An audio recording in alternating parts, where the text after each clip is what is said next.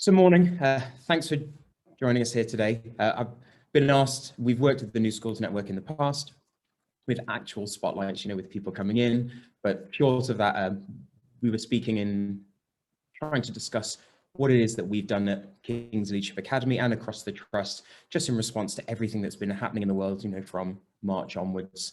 So a little look at our remote learning package.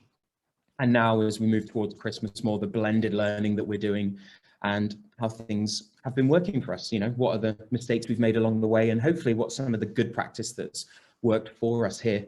I will kind of preface it with saying I'm aware that not everything that we've done will work everywhere. I'm aware of that, whether it's device issues you might have or, just the context you're working in. But it's more a case of just having those discussions, I think, today, and hopefully some questions can come out of them and maybe some practice you've seen and we can steal it and so on. So I'll just kind of go through that. So about us, as Samantha mentioned, free school open since 2012. I've been here since year 2, so when we had just year 7s and 8s over in the old build, we call it, so just temporary accommodation of an old primary school. And really seen this school kind of go from strength to strength based on our leadership values and that moral imperative that I'm sure we all have. We've got our own stamp on our own schools. As Samantha mentioned, we're part of the Great Schools Trust, which is based in the Northwest. We have 2 schools in Liverpool and a new school that's opened up in Bolton. So there's 4 schools altogether. We're the only 11 to 18. The others are just 11 to 16, but that's the trust. Myself, I'm Benjamin Barker, you can see my name. I'm the Vice Principal at the school. And if you do want to contact me for any reason or just to discuss any of this further, my email address and Twitter handle are there. So feel free to drop me anything, or if you want some resources or examples. A lot of the stuff that I'm going to show you today is kind of like not freely available out there, but I'm more than happy to share with you if you do want to have a look at it and kind of make it your own or just dig a bit deeper into it all. So yeah, feel free to do that. So when I was thinking about putting this together today, and I was thinking about, we call it our Classroom to Cloud program or our Classroom to Cloud package, and what we've done over the last 6-7 months, I broke it down into what I thought were 4 key areas, 4 important areas. So the first one was thinking, this was like obviously right back at the beginning, and some schools, unfortunately, a little bit are thinking about this now and what their contingency is going to be, even though we're in the midst of it all now. But the contingency plan and what we're going to have in place. Then there was, what systems are we going to, I think this is an Apple phrase, or it might be wrongly attributed to Apple, but what can we do to reduce the clicks? Making things as easy as possible for that teacher who's working at home, but spent the last 20 years working in a school, traditionally, how can we help them and the students and the parents? Then what is it other than the teaching? A lot of our school's part of an EdTech program where we deliver just free resources and free training to schools. And the teaching isn't really the biggest question we get. It's all about all that other stuff, that kind of brings forward the culture you have in your school, whether it's assemblies or contact with parents or working with the LA and so on. So what else do we need to consider other than the teaching? And then the last one is, how can we help all the stakeholders that are involved with the school? Okay, how are we going to bring them along with this cloud learning program that we're putting together? So they're the 4 areas that we'll focus on. So one of the, in my opinion anyway, and I think it's shared by the leadership team here at the school, it's really important, what's your plan and what is it before, all this fun stuff happens out there in the real world. So I remember back in February, and so Shane, who's our principal biologist, I'm a biologist, we were like nerding out over COVID and everything that was going on and just reading into it loads and speaking with people. And we were like, well, it's probably inevitable that we're going to have to, at some point, either we'll have to close the school or the government's going to take it out of our hands, or for the safety of staff and students. So what is it that we need to do? So we very much had the mantra of, we'll hope for the best. We want the pupils in.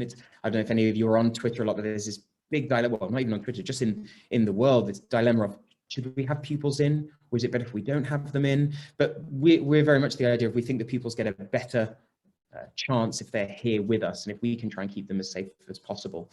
But we're expecting the worst at every single turn. We don't get the resources we need, or we've got half our staff missing, or we have to send home whole year groups. So it's always that expecting the worst. And one thing, I think it was from a school in Oldham, but I think it's a really interesting idea of, what do you do in those first 2 minutes. So when you get that call saying you have to send home a whole year group, what have you been thinking, right? What's the first thing you have to do? What's the first 2 minutes, 2 hours, 2 weeks? What do they look like for you? And I think it's really important, and we felt it was important, of what is it we need to do? Who are those first phone calls? What letter that maybe we've pre-drafted do we need to now send out? What do we need to do in terms of cover or support or resources or software or whatever it might be? So I think having that kind of emergency checklist of things you have to do, I think is really important, whether it's putting information on websites, phoning certain parents, you know, getting, so we have thermometers when pupils come into school, and staff, we give them a temperature check. So having those things ready and the systems in place so that when we get the call, staff know exactly where they go, how the duties have changed, how lunchtimes change, and so on, I think was really important. Who do we need to involve in the process? One of the hardest things, I say hardest, one of the things that we had to give the most time to was, it's no good the senior leadership team just going, this is what we need to do. Those 5 minds aren't maybe the ones the best to approach this problem. So it's like, how can we pull staff along as well? How can we get them involved in the process? I mean, it's the staff who are going to be teaching. If you're going for live lessons, you know, or recording their lessons to put on YouTube for pupils to see, or setting the work. So you really need to make sure that you kind of share that with them, as I'm sure most of you definitely would. And what software, hardware do you need to get ready and use? So I think everyone straight away went out, okay, well, let's have a look at Zoom, and let's look at Google Meet. Let's look at Microsoft Teams, you know, what's free, how much does it cost, what's best for us. I was mentioning before, what we're moving towards now is all of our lessons are Zoomed out, because I've taught 2 lessons already today, and I didn't have a full class because of COVID. So the pupils are in my Zoom lesson, so I have my computer set up. And what we're moving to now is just like little Bluetooth headsets, because we realized that while I'm teaching the pupils physically with me in the class, the ones at home are getting might not be as great, because I'm not looking at my screen like we all are now. So we're thinking, well, if I had a little Bluetooth headset and the pupils could talk to me, and again, as long as you've got those systems in place, but that might be the next evolution for us to make this blended approach of live lessons a bit stronger. And ultimately, what we thought about in February was, what work can we do now? How can we invest our time now to save us later on down the line? So I remember in February, we had like the first few drafts of parental letters, and the letter you send to parents if their child is positive, or the letter you send to parent if a classmate is positive, and so on. And they're already written and done because we had time back then. And it was just, you don't want to do everything, obviously, but it's like, where can you leverage your time effectively? Where could you put the work in now to save you, you know, stressing out when you get that call at 9 in the morning and throwing something together? So those kind of, they outline what we were thinking about when it came to our planning strategy. Yeah, so this idea from Apple, like, what can we do to reduce the clicks? So in our mind, we were imagining a fully shut down school, and we've got 60 members of staff all signing in to, we use Zoom, it doesn't matter, but they sign in through Zoom, and somehow they need to get their lessons on their computer, but also they need to do their registers, and there might be discipline, and all these other things. And we're trying to make, like I say, the clicks as few as possible. Is there a way that we can help staff who are doing something completely new that we've never done before, and just help them and ease the burden that they might feel? So yeah, remote blended learning, it is hard enough. For any of you who've done it, it's a pain. In some regards, it was easier when we were completely locked down, because I could just teach all my pupils here, and this was just our classroom. But this blended approach is a real tricky seesaw to balance. Trying to preempt, you know, seeing the horizon, where are staff going to struggle? So it might be from a technology standpoint, the infrastructure they have might not be internet at home, you know, just how well they can use materials electronically. That might be something worth considering. Where the pupils are going to struggle, the same. I think we're quite lucky here in terms of we have one-to-one devices, but that's a rarity in the country, I'm sure.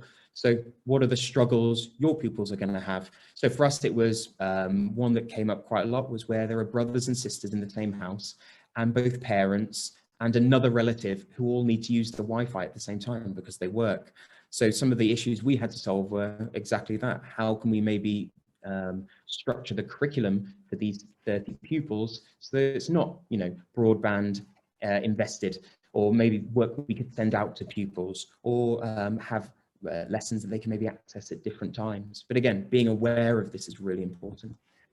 Yeah, and taking advantage of technology to shrink the gap. So I'm not sure about you guys, but a lot of our meetings now, we just do on Zoom. Not if we're in person in the school, but talking with local authorities, with parents. We have a parent evening coming up next week. It's all on Zoom now because that's just better. We get a much higher attendance. We've got year 11 and year 13, and we're already on 100% attendance. And we've never had that before because we're asking parents to log in online. They don't now need to get an hour off of work or a half day booked off work or have to come into school.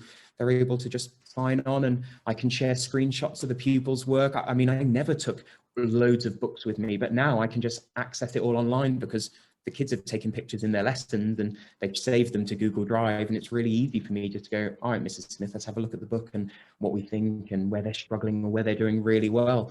So I think some of the systems the best ones are the ones which you just use forever now, because this has just kind of pushed us, hasn't it? That necessity's pushed us into using technology for whatever it might be. But yeah, how can we take advantage to shrink that gap? I think that's a really interesting question as well. And yeah, they might just make your normal school life easier.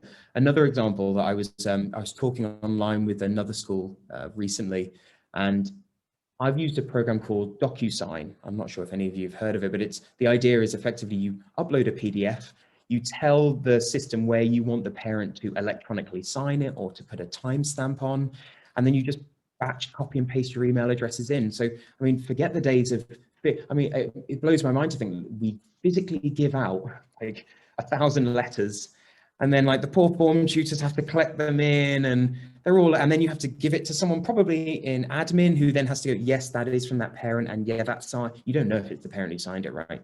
But if you use DocuSign, it's amazing. You just put the letter on once, you say where you want it to sign, you can track it, and you can find out IP addresses, so you know it's on the right device. You can even see how many parents have opened up the email and read it, or how many have signed it and got it back to you. And then it's all just stored and you don't have to mess around with it anymore. So yeah, this school was looking into using DocuSign because that's how they're going to do their letters. And it may cost £200 a year, but I reckon that you definitely save £200 a year of just that free labor that you get from your form tutors or the admin staff or the printing and all that other stuff. So yeah, I think it's trying to find the silver lining with this random situation we find ourselves in, and how we can make just the normal school life run a bit smoother. But again, that was an interesting thought that we kind of came up with, and things we're trying to carry on board. We feel there's obviously more to it than just teaching. Okay, so what is it besides the lessons? Things that we're considering here, so pastoral support. I'll go through the system we use, but while we were on full lockdown, and even now while we have, so like year 11, there's about a third of our year 11s who aren't in. We still have the same pastoral support. So form tutors are still mentoring. We do mentoring over form time.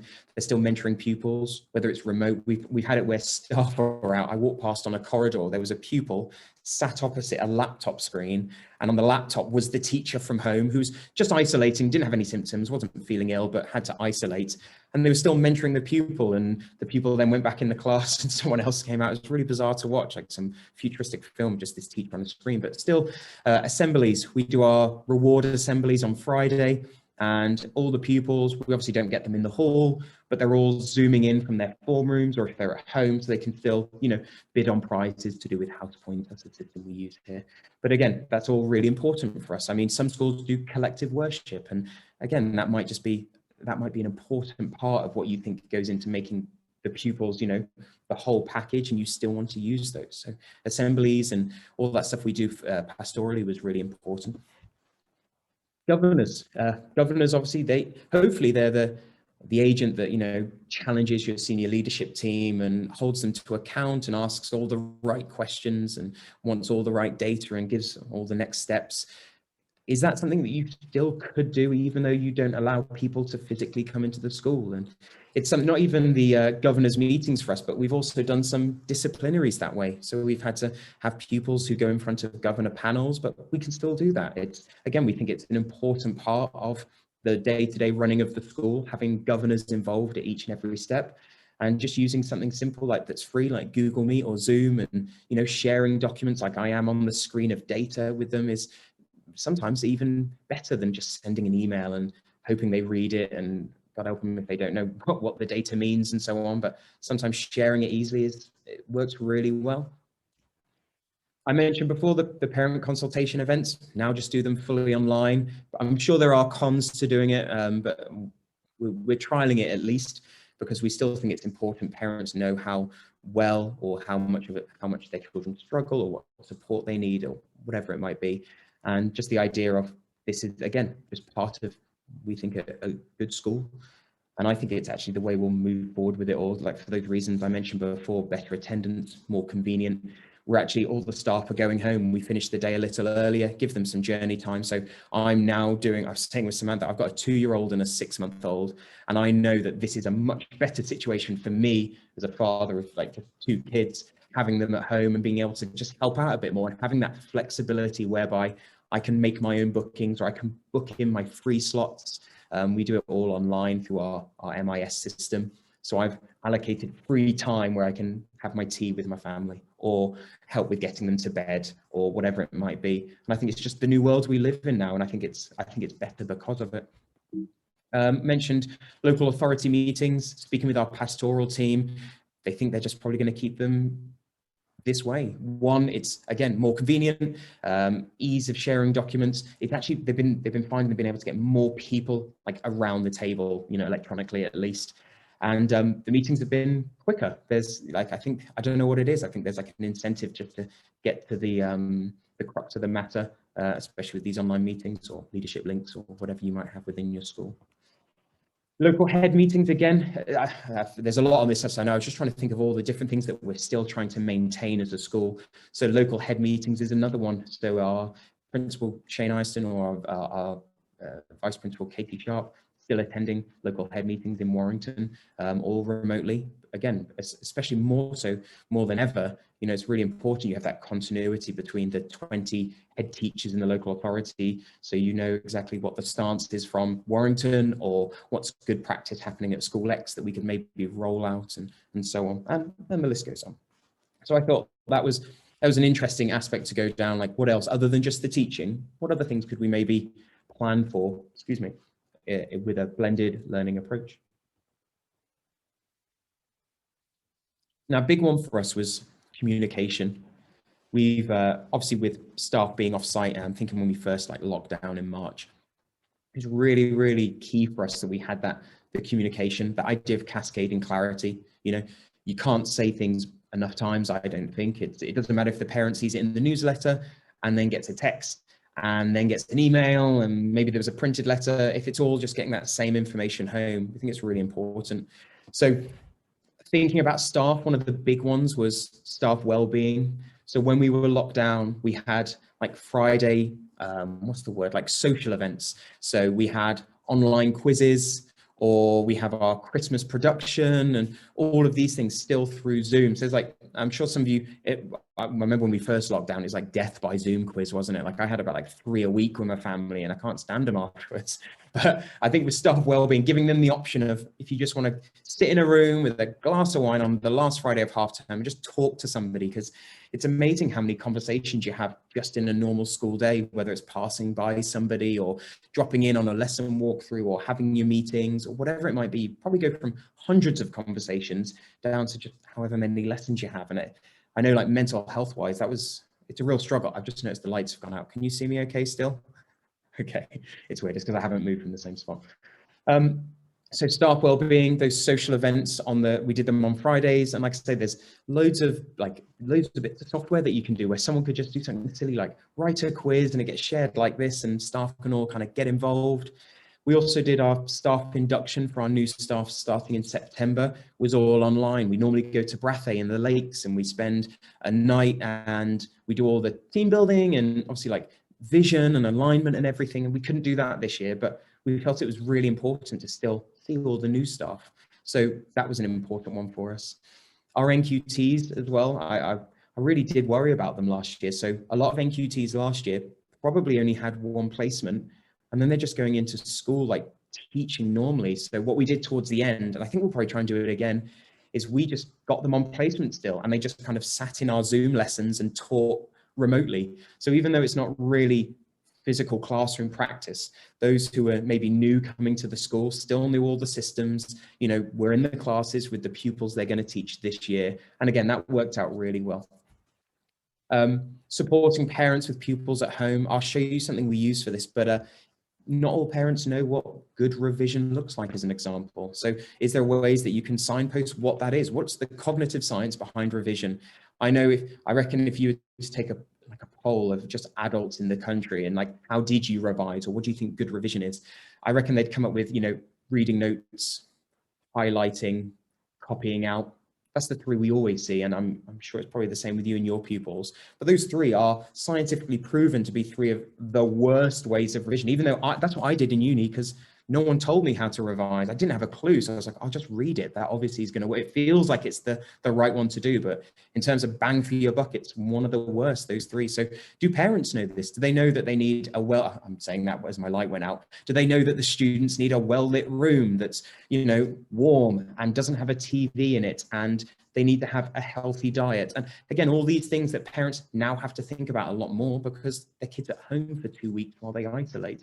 So being able to support parents and letting them know how best to cater for the pupils is a really important aspect as well. And then, yeah, mentioned before, governor challenge, you know, that they're not necessarily staff, but they're important. They're the driver behind change. They're the ones who are effectively held responsible, I think, to some degree, for how the direction the school's going in. So yeah, how can we support them, bringing them on board, making them tech savvy, or sharing resources with them, and so on. And then my last few slides are, hopefully I don't have the chat open. There might be questions. If there are, just do jump in, Samantha. Sorry if I'm kind of just nattering away here. I'm just going to talk about some things in particular that worked well for us. And again, if you wanted more information on this, do reach out, because we've got, we've written guides as part of this EdTech program. We've written guides about them, and we've got videos on how to use them, and we can share a whole range with you. So for us, we use Zoom for everything.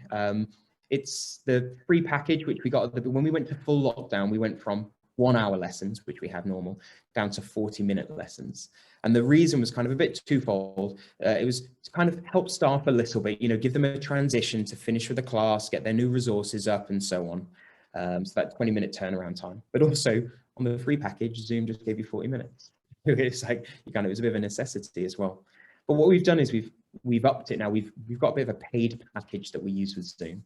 And the main advantage is, the biggest concern that we felt we had with staff, or the staff had with the system, as well as all the schools that I speak to who are looking to, you know, just move along that spectrum towards remote learning, was the security settings. So the Zoom that we're in now can be as locked down as Samantha wants it to be, in terms of pupils being, you can send chats, but you can turn that off.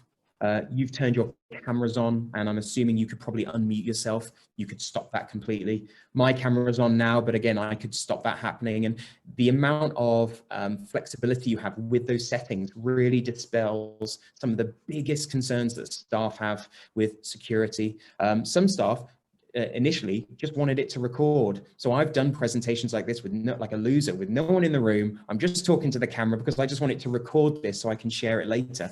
So some schools are just using Zoom for that, and I think that's fantastic. The idea, because before this came along, it would have been a bit of a technological challenge for you to say to someone, okay, could you film yourself and the iPad you're writing on and the slides you're sharing? Whereas Zoom is just a really nice package to bring it all together. So even if you're not doing live lessons, this might be something that, you know, might work for you. So we did look at Google Meet and Microsoft Teams, and I don't know them well enough to really give a critique. All I know is at the beginning, Zoom was the best for us in terms of, you know, getting a large number of pupils into a class and speaking with them and doing those live lessons.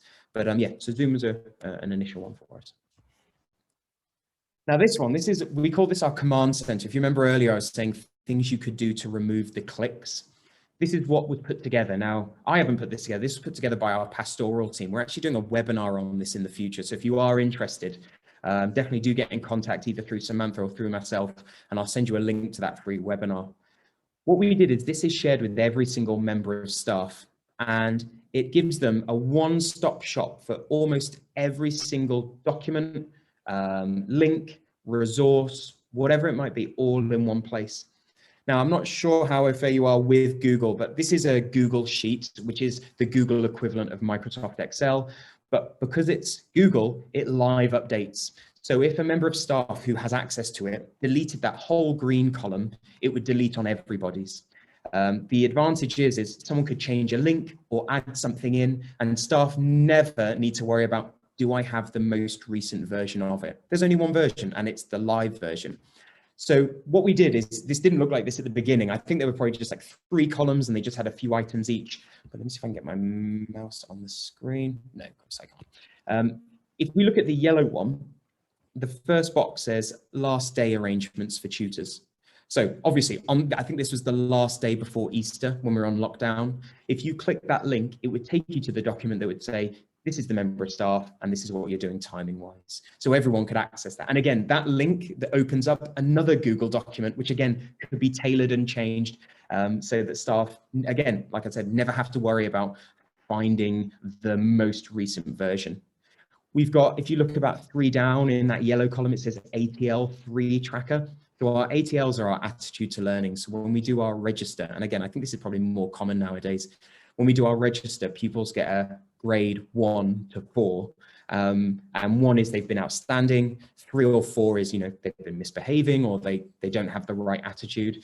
So that's a way that we track it. So if a member of staff had a lesson where someone was maybe shouting out or signing out and signing in and, you know, just not being professional, they would open that up, make a log, and the pastoral team have access to it as well. And again, we're all on that same sheet. So I know I'm head of year 9. I would go on there once a day. I'd see where the year 9s have been flagged up. And then that might be a phone call home, or it might be me going into the lesson that they next have with that teacher just to see how they're getting on. So we've separated this into, you've got pastoral behavior, then you've got staff safeguarding, so we've got all the agency numbers, at-risk students. Again, things that you could get if you went through Sims or Bromcom or whatever you use, or you looked through the school drive. Oh, they're awful. Anyway, the experience I have of them are, but this is just like I said, one-stop shop. It's all there for you. No need for staff to have to worry about this on top of their teaching.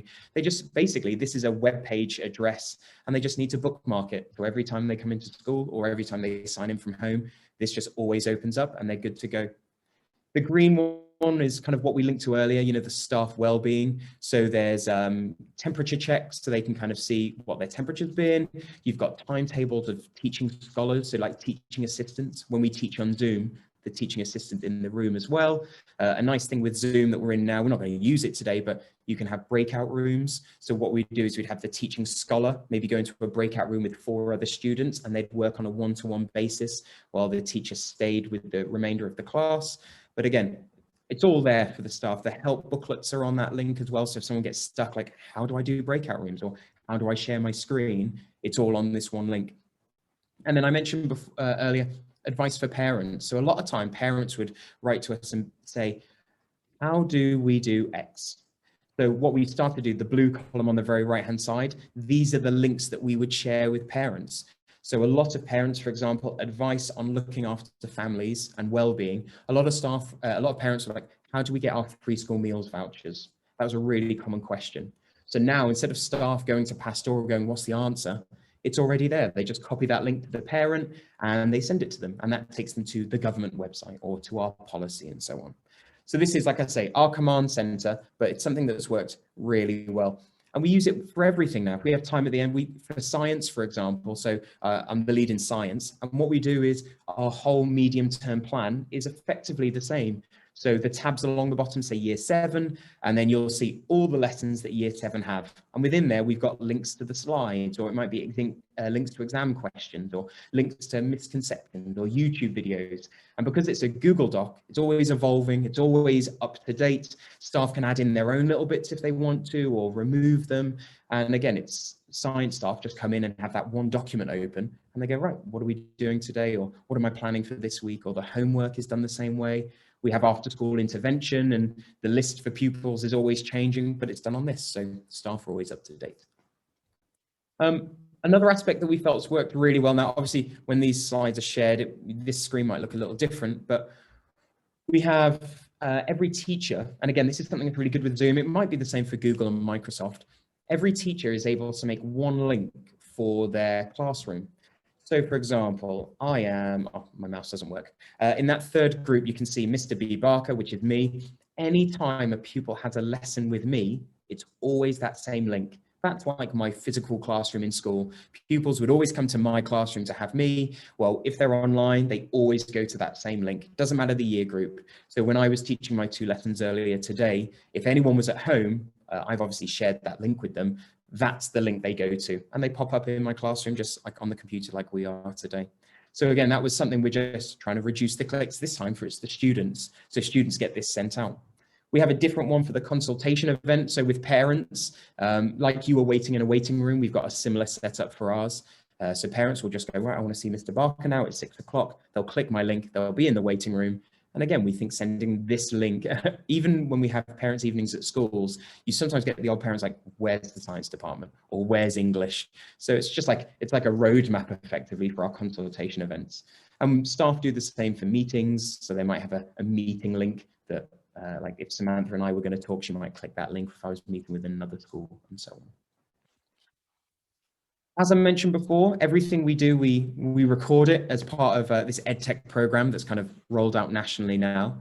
So anything that we have, like our webinars, we record them all and they're put up online, and we try, the idea being is we get nothing from it in terms of these, and they're not monetized or anything, but we just want to push it out as best we can and just help those schools move a little bit further, like I said, along that spectrum towards, feeling more comfortable with their blended learning or their remote learning. And it's what we do with all of our slides and all of our resources. And then the last one is, I mentioned before, we have our devices. The main thing we've been thinking about is how can we take anything we've used and bring it back into the normal day-to-day running of the school. So when we were on lockdown, we used online quizzes for our assessments. It's actually something we use all the time now. So we've just had our assessment week, we call it. It's our 6th week of the school cycle. And pupils did it all electronically. It doesn't mean it was all multiple choice. They might have typed their answers in. But again, thinking about kind of where do you want staff spending their time and effort? And we felt for 6 weeks in, we didn't really want them spending tons of time with marking and feedback of these assessments. If we could create really robust multiple choice questionnaires or online exam papers that pupils can mark, we can automatically mark these. There's a couple systems we use that auto mark questionnaires. It just makes the whole kind of data capture really, really simple for us. And it's something we tried in lockdown and that we are now just moving to fully for like our new normal approach. And that's kind of it. It's like a whistle-stop tour of everything that we've done. So Samantha, if it's okay with you, because my eyes are going weird, I'm going to turn the lights on in this room. And I guess if any of you have questions or anything you wanted to ask, I guess now might be a good time to do that. So if you give me 30 seconds, I'm just going to sort these lights out. Thanks. Great, thank you. As I said before, if you do have any questions, I see one in the chat, but if you do have any questions or anything that you would like to know more about, you are more than welcome to pop those into the chat or unmute yourself and ask. That's fine as well. And just to pick up, I'm not sure, Benjamin, if you can see the chat box, but we do have a question about issuing students. So did you have any issues with students sharing the Zoom link with children or adults not in Kings? And what email address did you use, whether the child or the parents? Yeah, great question. So what we had was our school, everything we use is based in Google. So like I mentioned before, we have Google Drive, Google Classroom. If any of you aren't on that, highly recommend just looking into it. It's fantastic. So every pupil is automatically given a school email address. And it doesn't really matter too much if they use it or not. The important thing is they do have one with a password. So yeah, the question, yeah, Lee, good question. You definitely could, if someone shared with you the material, the login information, like the link that I just shared on the screen, they could log in like to this session now. But one of the Zoom settings only allows people with an @kingswarrington.com address to sign in. So there's a way that you can lock it down so that only the correct domain at the end of the email address allows you to log in. So even if they shared it with their mum or a friend from another school, if they don't have that @kingswarrington.com, they can't get in. There's another there's another function on Zoom, which is a report, which allows you to see every email address that signs into your session and the time they sign in and sign out. So we use that for pupils who sign out early, just leaving the lesson when they've got their register mark. We can see, oh, you've only spent 20 minutes in an hour lesson, so there needs to be a sanction there. Now, I guess the only way someone could sign in, even with all that, is if, say, for example, if I sent my school email address and my school login to Samantha, she could log in as me. But that's true across the board. If someone gives away their email address and the login to their email address, then there's nothing you can do. There's no unless you have like two-factor authentication on it, which our pupils obviously don't have, there's nothing stopping that. But the domain restriction is what we've been using to stop. It's really important with Zoom because all those links that so my meeting, my classroom has a certain link. If I stop that happening and I close that meeting room, Zoom then uses that link for somebody else. So I don't know if it's called like Zoom bombing or something, but I could just type a random number in and it would let me just join a meeting. So there was like cases at the very beginning where people were like, it might be an American school board has a meeting and then some random kid from England just signs in because he's just changed some of the numbers in the address. So yeah, it's really important that you do lock it down. Yeah, so Paul, could I ask how practically you take the temperatures for all your pupils daily? Yep. So our lessons are an hour long. So what we did first of all is our first 2 lessons, we reduced them by 5 minutes. So what that did is that bought us 10 minutes of what would have been teaching time. Our pupils, the lesson used to start at 8:30, but our lessons obviously because of this start at 20 to 9. So that gives us 10 minutes. There's also a half hour before then, which we really want the kids on site. So what we did is we said let's say year 7, we'd like you to arrive at 8 o'clock, and then they just stay 8 till 20 to 9. Year 11, we want you in at 8:20, so they're in for 20 minutes. What we do in the morning is we do silent reading. So all pupils come on site, they sit in a designated area around school, and they just read their books. That's what they do. So it just meant year 7 are in a bit earlier. As they come into school, we've just got some pretty high-tech thermometers. And as they walk into school, we just have staff positioned around the school, either taking the temperature or a bit further into school, writing down the temperature into a secure system that we have that obviously can't be accessed outside. So that's all it is, and it's all just a case of systems. So the beginning took a long time. We're now at the point now, though, however, where we can just claim those 10 minutes back for the lesson. It's all done by 8:30 easily, so we'll probably just go back to a normal lesson. But that's how we do it. Multiple sites of entry around the school, multiple duty points, and so on. So yeah, good question, Paul. But that's how we do that one. I can't see any more. Did anyone have any other? You don't have to type it if you don't want. If anyone's brave enough to unmute themselves. Any questions? I have a question actually. One of the things that you had mentioned was around, I actually have a few questions, but one of the things that you mentioned was around the communication to parents. So I was wondering how you have undertaken that support with parents, whether it's an individual basis, whether it's kind of a blanket thing. How do you communicate with parents, like the things that they need to know to support their students?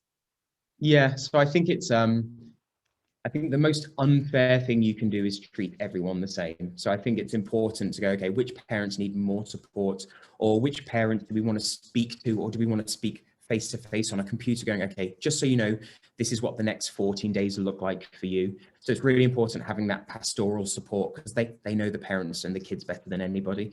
So I think some parents, it's having those conversations on a phone of, okay, these are going to be the challenges that are facing you because you have 4 kids in the school and they can't all use the internet at home, for example, or you're on free school meals, but like it's the holidays. So this is what we're going to put in place for you. So I think it's some parents need an extra level of, not support, but maybe an extra level of clarification of items maybe. On the whole, we try and blanket everyone with the same basics of you know, a letter goes home. If anyone's isolated, they all get a phone call. So again, it's where we just all have to band together. I think it works well when you have like a common enemy. So some schools, that common enemy might be Ofsted coming in tomorrow. For others, it might be, okay, well, we've got 100 parents we need to call. Here's our stock answer that we're giving everyone. Right, where can we find that time? And like I say, our pastoral team's fantastic, and they'll be able to, an attendance team, they'll be able to do the majority. But it might be a case of form tutors. Can you just give us 10 minutes, you know, this afternoon, just to make a few calls home. So I think, as I mentioned before, not worrying about saying the same thing over and over again. Like, it's okay to, like we're saying, like revision examples, they go in our newsletter. So because we know maybe 5% of our parents will pick it up there. Some might be a link in a text, because 10% of parents are definitely going to read it and click the link. And it's just trying to cover as many bases as you can without, obviously, like, I know a lot of these things can cost money, but like the newsletter's obviously free. The emails we can send out are free. Printed letters and posted home might, obviously they're not free, but you might target certain individuals or parents that way. When we sign up with, when the parents come in, we think it's important to induct them as much as it is to induct the pupils. So our transition program is really good in terms of having parents coming in, making sure we've got the right email addresses for them, making sure they're aware of how they can access this information, whether it's through the website or whatever it might be. So I think that plays an important part. You're just trying to, you know, set them up at the beginning, so that, because you know you're going to have to contact all of them eventually. So if we can kind of, you know, set the stall out, as it were, at the very beginning in August, when we meet them all, then hopefully else, again, we're investing the time there, the 2-hour assembly, to save us 2 hours worth of catching up later on in the school year.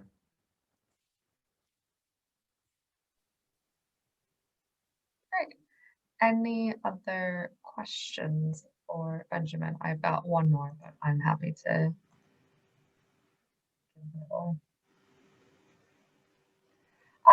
Just to kind of tag off what you had just said around planning ahead and using the time that you have now to kind of save yourself time later, what types of things would you say you're doing right now in preparation for what's to come?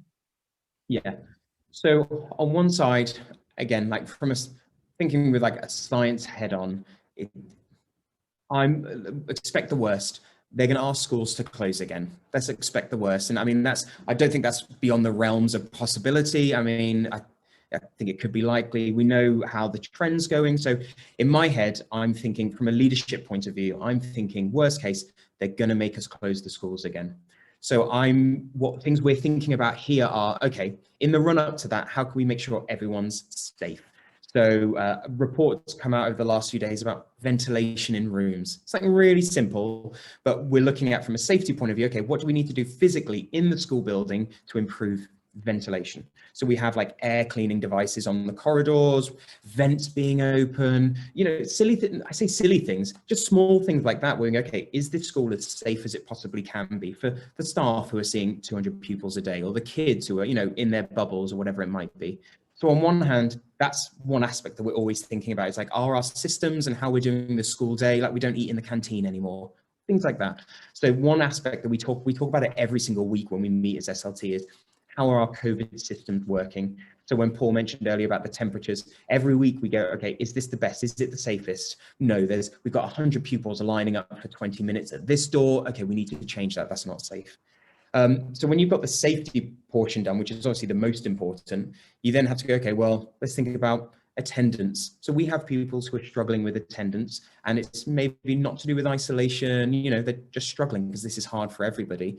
So what we're thinking now, and part of the planning is, okay, how can we help those pupils? Because some of them have missed 4 months of school anyway, and we don't want them to go further down that hole. So what's the plan we need to put in place to help drive up their attendance? And it might be improving the logistics of them learning from home, or incentives to get them into school, or having meetings with local authorities to see if there's any support we can put into place.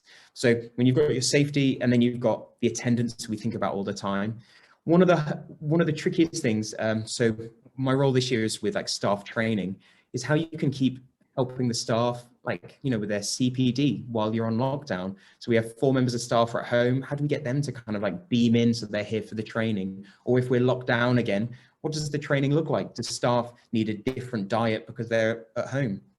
And invariably, the answer was yes. You don't need to do loads of training on Lemov or Rosenshine or whatever it might be if staff are struggling to use Zoom and can't even, open a classroom. So again, one of those things we're thinking about now is if we're completely off and at home, what does the training package look like for staff? How can we, I think it was the CEO, Chris Tomlinson, said, one of your budgets that should just always grow every single year, regardless of anything, is your CPD.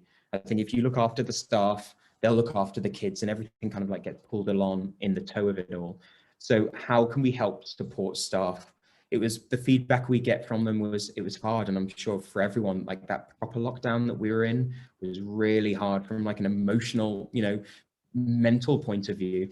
So, well, if it's gonna happen again, worst case scenario, what do we need to put in place to help the staff? Like I mentioned, those Fridays where we have a bit of fun, or, is it a phone call? Is it a member of SLT calling every member of staff every day and just touching base and just going, how are things? How can we help? What can we do to help you? So again, that's another one that we want to make sure we get right if we are shut down again. I think if that isn't going to happen, then it's that halfway home, which I think is the hardest one. If you're all off, it's okay because the kids are all electronic and you're there. If you're all in school, it's fantastic because that's just normal. It's that blended approach of, okay, how can we make it better for the kids who are at home, even though we have pupils in school? And like I mentioned before, the Bluetooth headsets that we're trying to get, we think that's like the next iteration of it all. We've bought everyone visualizers so that now, and I'm sure you all know, if I had a PowerPoint and I wanted to draw with my mouse, it's so ugly, isn't it, drawing with a mouse?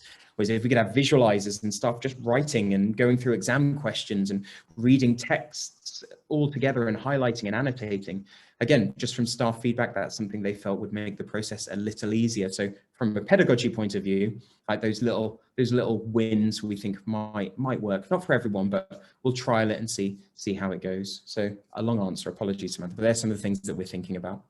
Oh, that's really helpful. And I actually have a question from the group. But have you experienced any safeguarding issues with live lessons? And if so, are there any measures you put in place to minimize the risk? Yeah, I think it's always one of the more difficult conversations. I think people are worried, especially that idea of, say, for example, I'm a teacher and I'm like, well, I don't want to be recorded by people at home.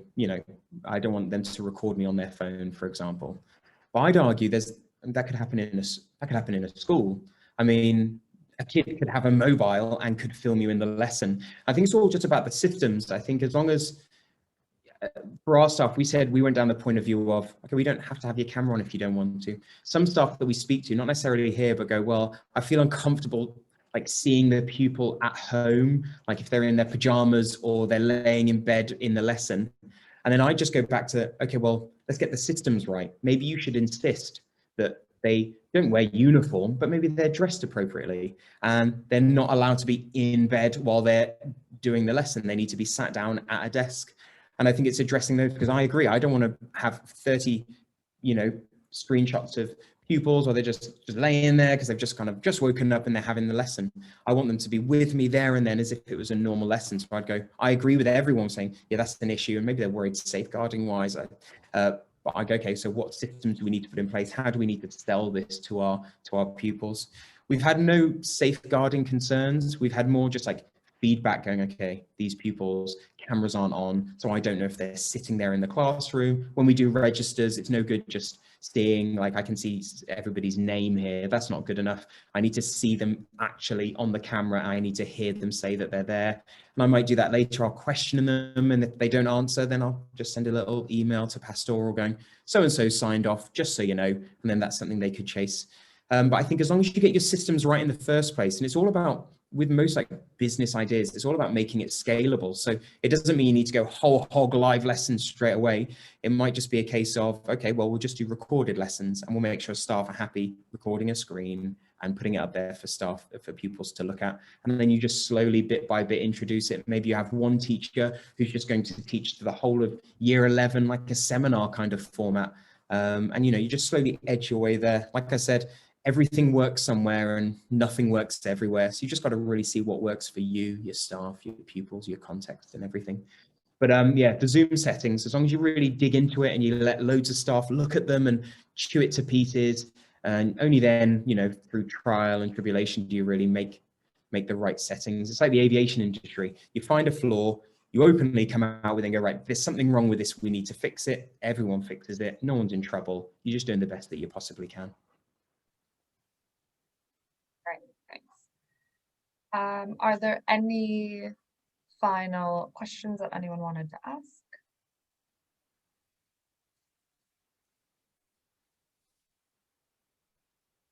Great. Well, just wanted to say a huge thank you, Benjamin, for the presentation. So as I said at the beginning, we will share the link to the recording as well as the slides following the session. Please do fill out the feedback request you will receive. It really helps us kind of change and amend our support to make sure it is what you need. We have our next spotlight at the London Academy of Excellence on the 26th of November from 4 to 5 p.m. So please do come along to hear from them, and you can sign up on our website. But other than that, if you, anyone in the audience, feel that your free school is doing something great that you would like to showcase as well, please do get in touch to host a spotlight visit as well. But again, a huge thank you to Ben, and please enjoy the rest of your days. Thanks very much, Samantha. Nice to meet you all. Thank you.